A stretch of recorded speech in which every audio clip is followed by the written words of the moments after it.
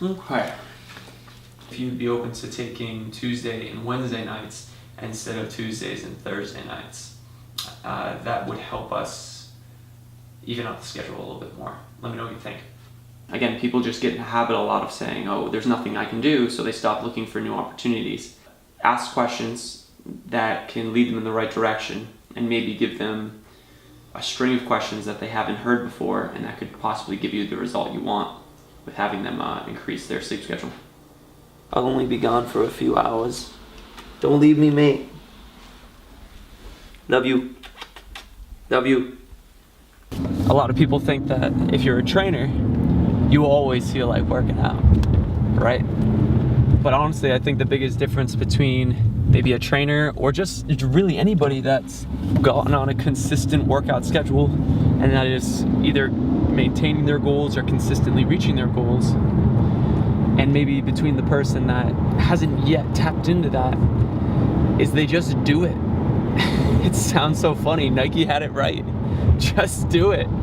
You know, on a day like today, you don't really feel like doing it, but you don't wait until you feel good enough to go work out. You work out and then you feel good. I know at the end of this workout, I'm gonna be lit up. Not just because I have a camera on me, but because I'm actually gonna be like, just so jazzed. I got my body moving. My biochemistry will change. Pretty exciting.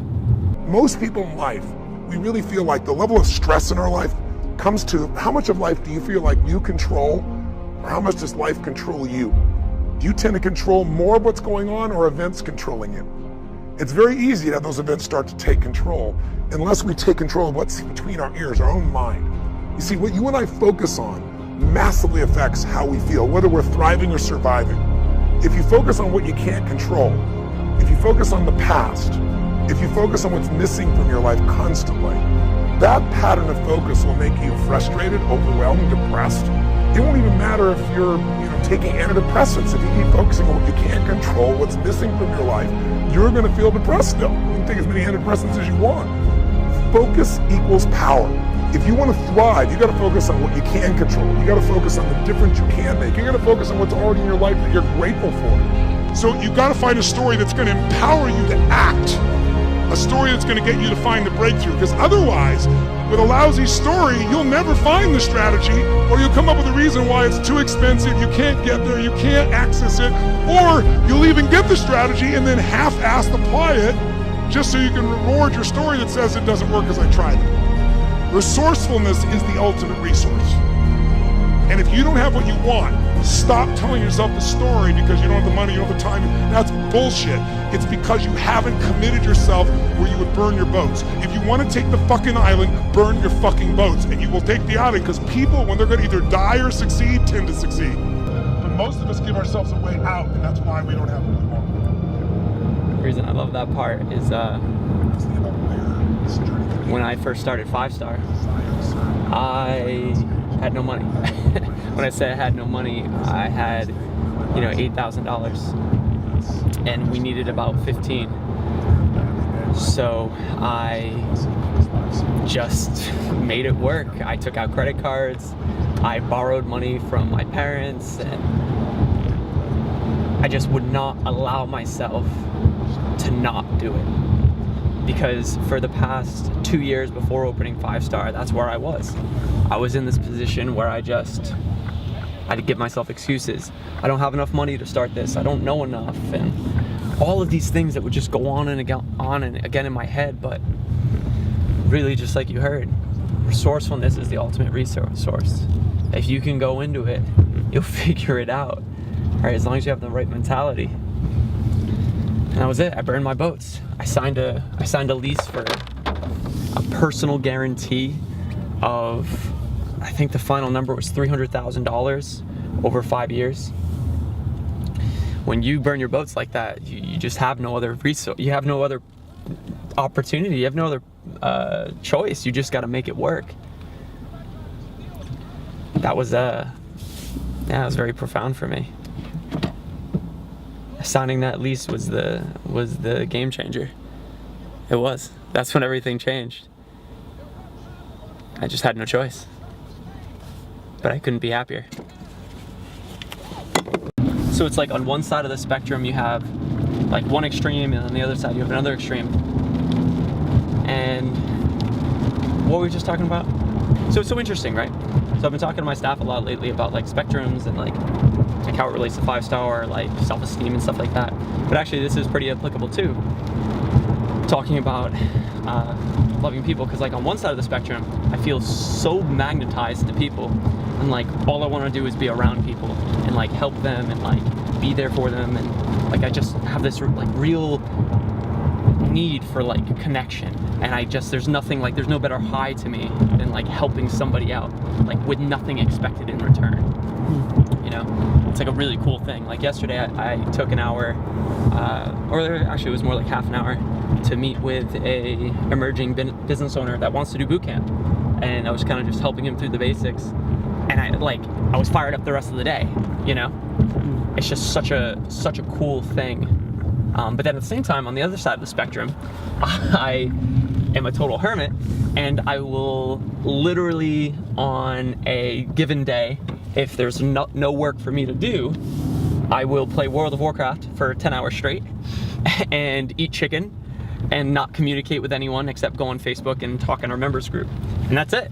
But it's so funny, like literally I am the most outgoing, extroverted person you'll ever meet.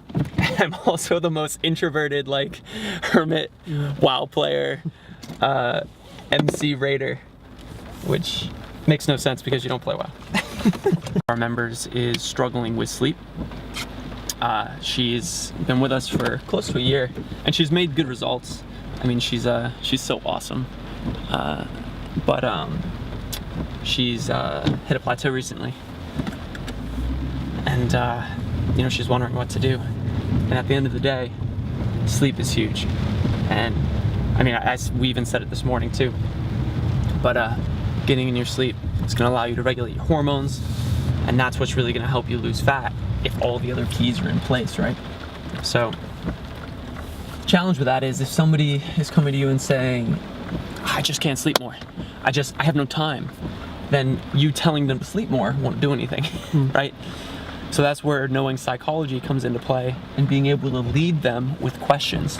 Questions control what you focus on. So if you can ask a new question, you can get a new answer.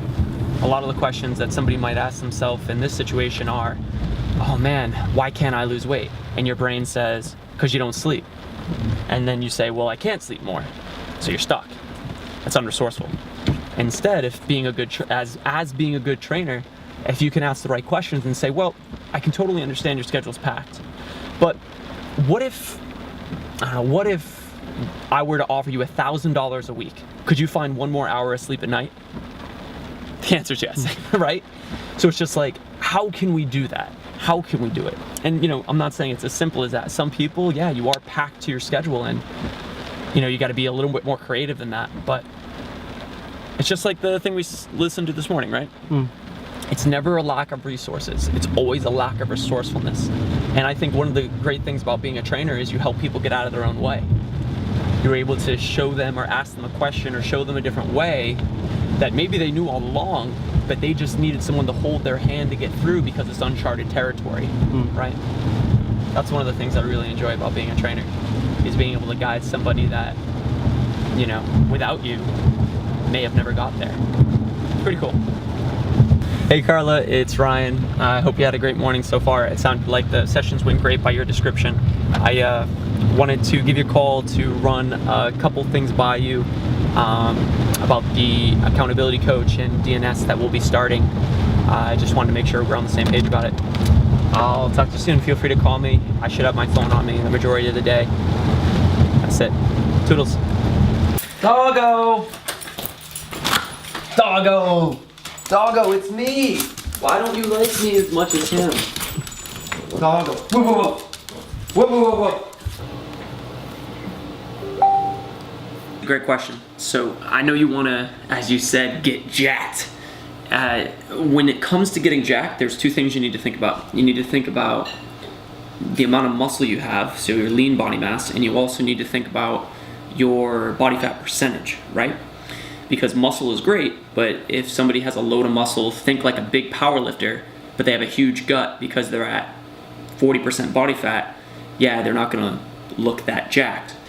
The only challenge that you're gonna find is that eventually when you go over to adding mass, as you said you wanna do, you wanna get jacked, then yes, we would wanna either make sure that one, you're eating enough calories to replace during that time that you're doing your martial arts training, or you just cut it out altogether. This is actually one of the challenges that I dealt with personally growing up doing martial arts. You probably remember, I was super skinny. And only when I started really coming off martial arts, just even 1-2 days a week, was I able to eat enough to be able to add on the weight. Because I was at a point where I was eating 3,300 calories a day and I wasn't gaining any weight. A lot of people ask what my favorite snack on the go is. You tell me. Chicken breast. Chicken breast at home, chicken breast at the road. Some people sleep with their phone like on their nightstand or under their pillow.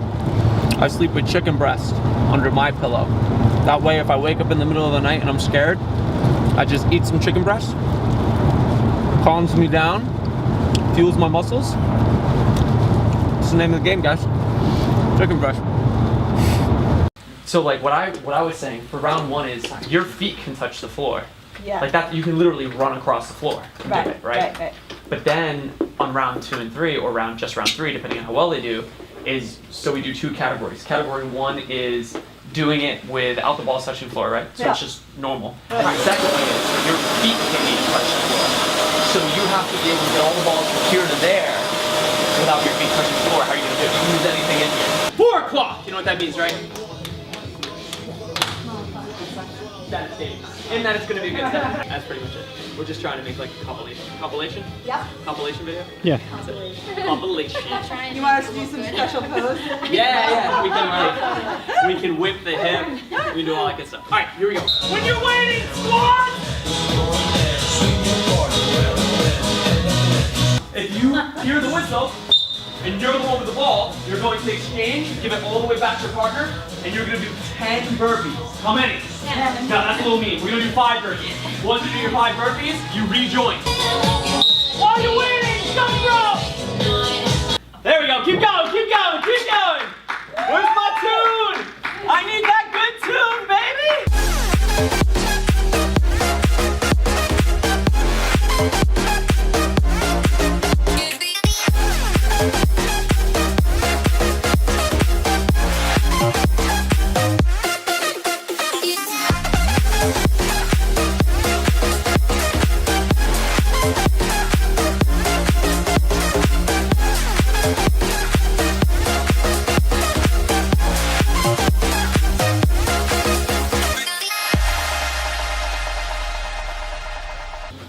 All you have to do is get all those balls from that side of the floor to that side of the floor in the fastest amount of time. Except the balls cannot touch the floor. For every ball that touches the floor, it's 10 seconds added on.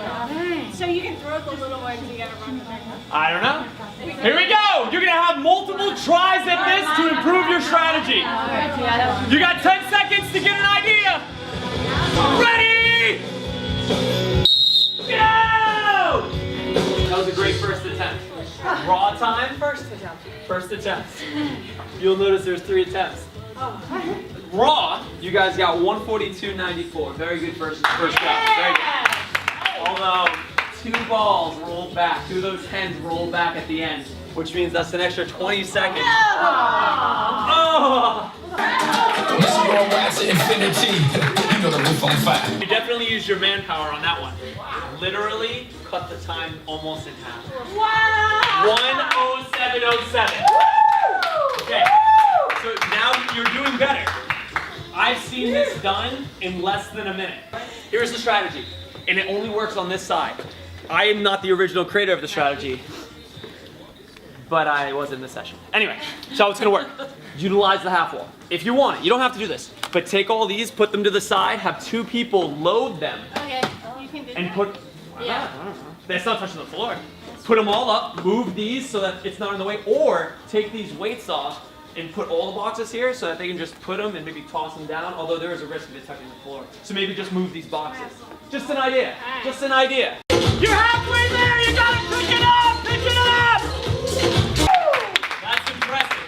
That is super impressive. Very, very good. Now the best part is putting it all back. Yeah. I'm not gonna time you on this one. I'll even help you out.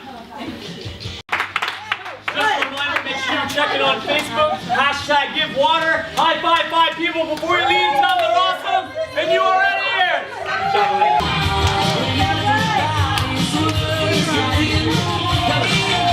Oh, great.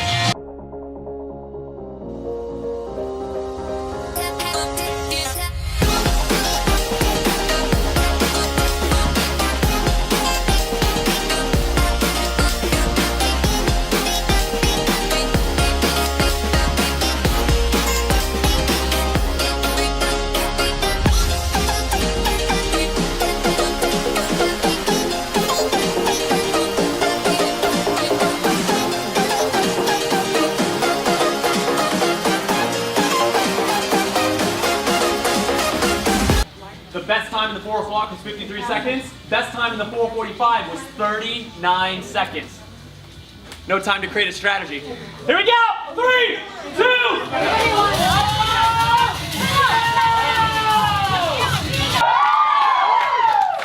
Now before you pause, how many people are in this session?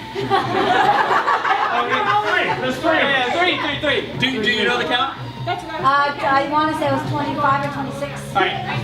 So technically, per person, you can still do better. So here's what I'm going to recommend. There's a lot of manpower not being utilized. So I'll give you 20 seconds to create a strategy. Here we go.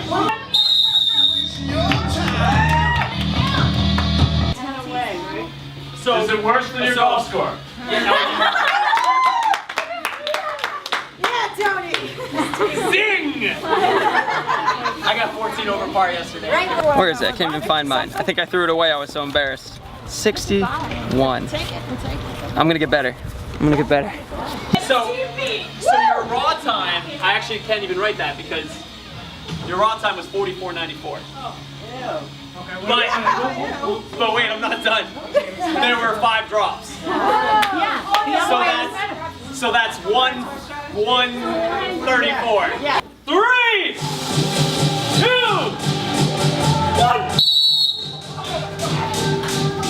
1. Go. That is a hard score to beat. Very nice shot. You want to help me out? Medicine balls away, and we'll bring it back. Give yourself some energy.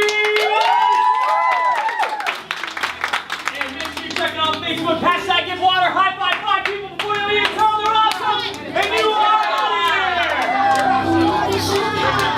here. It's just a I don't know what the process is. I just know it's a process to do.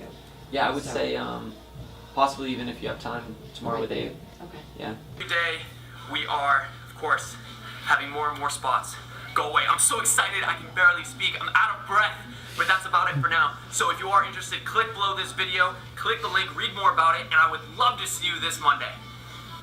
I'll tell you what you gotta get. You gotta get this right here. You gotta get some of this. This is wild. It's so good. Hey, if you haven't seen the rest of that, make sure you go on our 5-Star Bootcamp page and you see that. Gavin, who the guy is behind the camera, you want to be seen? You want to be seen for a second? Yeah, man! Hey, I'm telling you right now, if you need a videographer, this is the guy. You gotta go see this. He did such a great job on it. I actually got feels as I watched it. It was pretty exciting. So, great job, Gavin. That was very good. Good tight. Good work. Yeah. Look at it, I didn't even need I have a dry sweat towel. That is just wrong. What the? That's a sin, Heather! Shut the front door. It's just not. It's not right.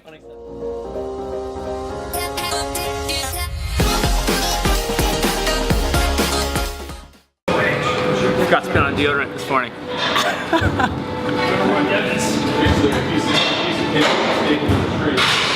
See, that's what I like to call preparedness. Don't put that in the blog.